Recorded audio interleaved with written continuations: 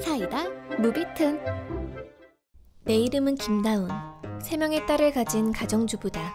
첫째는 중학교 1학년, 둘째는 3살에 셋째가 2살. 그 중에 내가 낳은 아이는 둘째뿐이었다. 첫째는 결혼 당시 남편이 데려왔는데 전처가 다른 남자와 바람을 피워 당시 5살이던 딸을 버리고 집을 나갔다고 한다.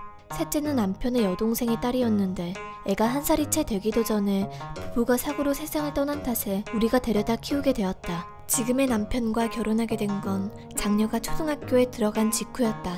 첫째는 전처가 집을 나갔을 때 비록 어리긴 했어도 어느 정도 사리 분별이 되는 나이였던 터라 엄마에게 버림받았다는 사실에 정신적인 충격이 컸던 모양인지 처음엔 나를 굉장히 적대시했었다. 그 마음의 상처가 이해가 가지 않는 바도 아니었기에 나 역시 내 나름 여러 가지 방법을 써보았지만 첫째의 마음을 열기는 쉽지가 않았고 날 부를 때는 언제나 계모, 당신, 너, 할망구, 인연이라고 하기 일쑤였다. 내가 밥이라도 차려주면 맛없어. 안 먹어. 할망구가 독이라도 탔을지 어떻게 알아? 라며 먹기를 거부했고 급기야 나에게 음식을 던지기까지 했다. 식사는 매일같이 근처에 사는 시어머니 댁에 가서 해결했다. 할머니는 끔찍히도 따랐다. 처음엔 시어머니도 애들은 단순하니까 지금은 당장은 저래도 금방 잘 지낼 수 있을 게야 라고 하셨지만 시간이 지나도 여전히 까칠한 첫째를 이상하게 여기더니 결국 너 설마 나 없는 데서 애한테 손대니? 그렇지 않고서야 애가 저럴 리가 없잖니?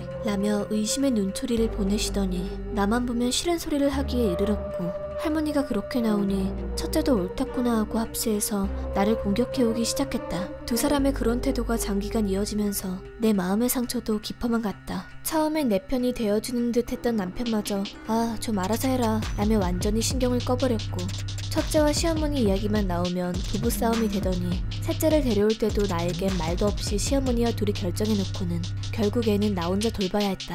그래서인지 셋째는 나를 잘 따르게 되었고 여러가지 일들로 시달리던 나는 셋째를 친자식처럼 아끼고 사랑하게 되었다.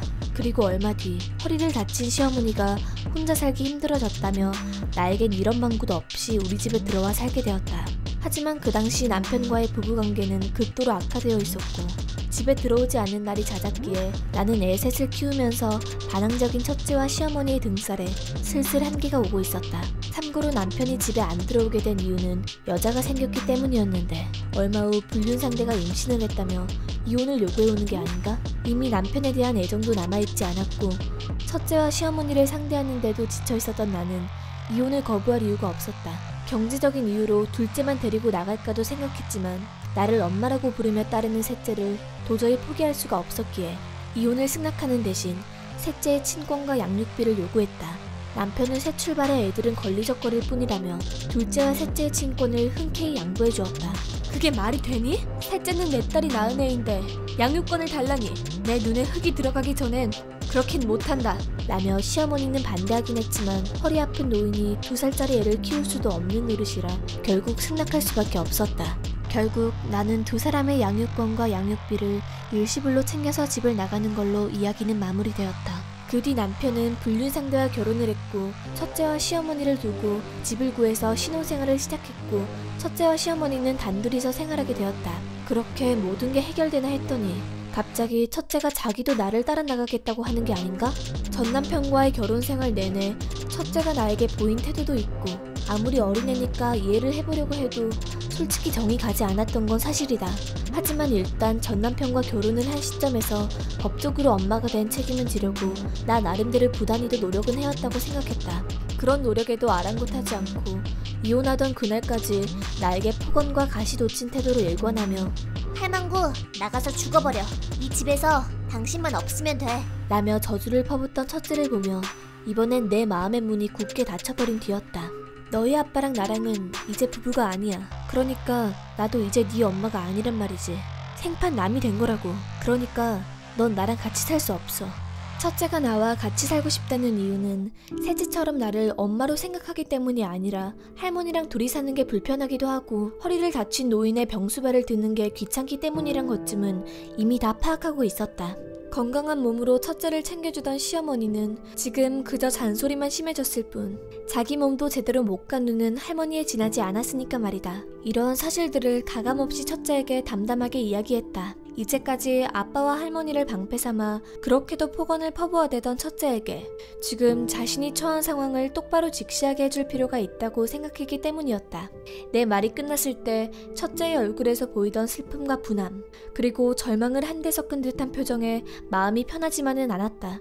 첫째에게 아예 정이 들지 않은 것은 아니었지만 이런 상황을 만든 건 자기 자신이기도 했고, 내가 첫째를 미워하지 않는다고 하면 그것 또한 거짓말이다.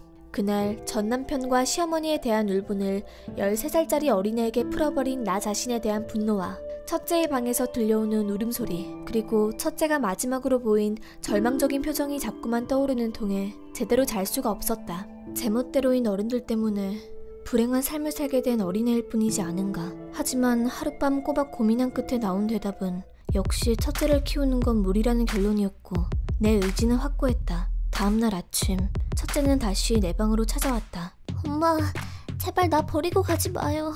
제발 부탁이에요. 나도 엄마랑 동생들이랑 같이 살고 싶어요. 내가 뭘 잘못 들었나 싶었다. 첫째가 날 처음으로 엄마라고 부르며 나에게 기대어온 것이다. 그러나 나는 네 엄마가 아니야. 지금부터 내가 할 말은 너에게 가혹하게 들릴지도 모르겠지만 할 말은 해야겠어. 날 이렇게 만든 건 다름 아닌 너야. 난 6년 동안 무던히도 노력했다. 기억 안 나니? 네가 2학년 때 부모님 청간 수업에 갔을 때 넌 사람들 앞에서 날 니네 집 가정부라고 소개했지. 그러더니 너같이 못생긴 게 오면 안 오는 말 못하니까 2번 다신 학교에 오지마 라고 했지. 그리고 네가 4학년 되던 해 운동부에 들어간다길래 운동 갈 때 쓰라고 가방 사준 거 기억나? 그때 너 어떻게 했어? 네가 사준 가방은 더러워서 가지고 다니고 싶지도 않아 라면서 내 눈앞에서 가위로 조각내서 버렸지. 초등학교 졸업식 때도 절대로 오지 말라는 걸 꾸역꾸역 찾아간 나랑 사진 한 장만 같이 찍자는데 끝까지 거절했잖아. 너는 지난 6년간 단 한 번도 나를 엄마로 대한 적이 없어. 미안하지만 난 더 이상 널 위해 아무것도 하고 싶지 않아. 이제 와서 엄마라고 불러도 소용없다는 이야기야 라는 말을 끝으로 그녀를 밀어냈다. 첫째는 분노를 이기지 못하고 폭언을 토해내며 울부짖기 시작했지만 나는 그런 그녀를 보며 담담히 입을 열었다. 거절당하는 기분이 어때? 슬프지? 원망스럽지?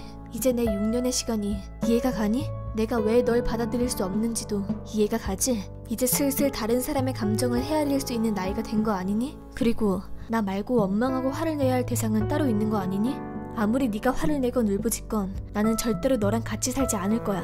말을 끝낸 나는 첫째를 시어머니 방으로 데려갔더니 엉망진창이 된 방 안에서 앞으로 닥쳐올 자신들의 미래가 불안해졌는지 시어머니도 울고 있었다. 그 모습을 본 나는 이거 봐. 할머니 혼자서는 사실 수 없는 거 너도 잘 알지? 네가 곁에서 할머니를 도와드려야지. 그게 안 되면 너희 아빠에게 연락을 해보던가 라는 말을 끝으로 집을 나섰다. 멀어져가는 집안에서 첫째의 울음소리가 계속해서 들려왔지만 나는 절대로 뒤돌아보지 않았다. 그리고 10년이 흘렀다. 내가 떠나고 얼마 안 되어 시어머니가 병으로 세상을 떠났다는 이야기는 어쩌다가 건너 알게 되었다. 그 뒤로 첫째가 어떻게 되었는지 신경은 쓰였지만 딱히 알 길이 없었다. 2딸과 함께 살게 되면서 첫째에 대해서도 거의 잊고 살았으니까 내가 너무했던 건가 싶기도 했지만 그렇다고 후회는 하지 않는다. 지금은 2딸과 함께 그리 풍족하진 않아도 웃음이 끊이지 않는 나날들을 보내고 있다. 이번 영상은 어떠셨나요? 재밌게 보셨다면 구독, 좋아요에 댓글까지 달아주시면 감사하겠습니다. 그럼 다음 영상에서 만나요.